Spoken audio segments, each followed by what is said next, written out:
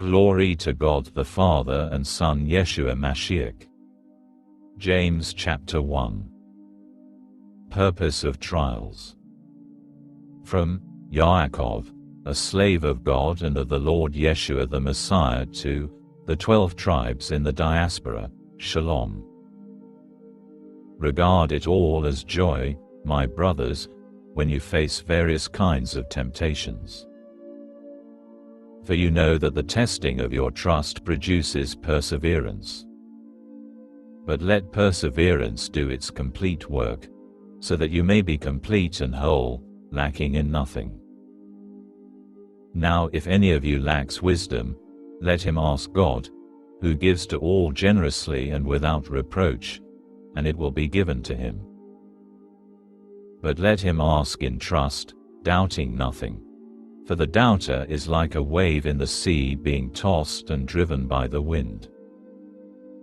Indeed, that person should not think that he will receive anything from the Lord, because he is double-minded, unstable in all his ways. Let the brother in humble circumstances boast about his high position. But let the rich brother boast about his being humbled, since, like a wildflower, he will pass away.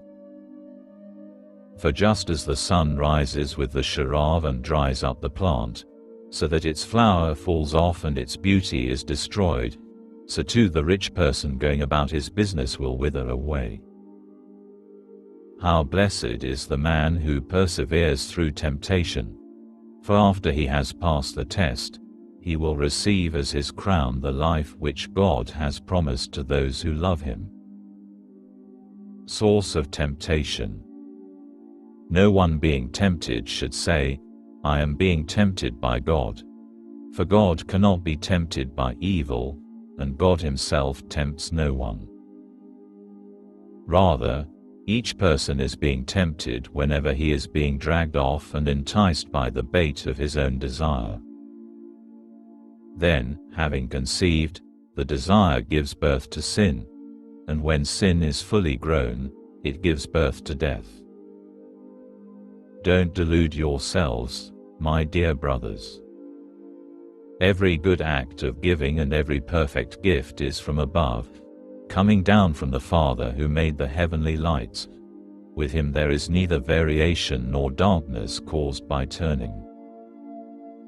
Having made his decision, he gave birth to us through a word that can be relied upon, in order that we should be a kind of first fruits of all that he created. Faith obeys the word. Therefore, my dear brothers, let every person be quick to listen but slow to speak, slow to get angry.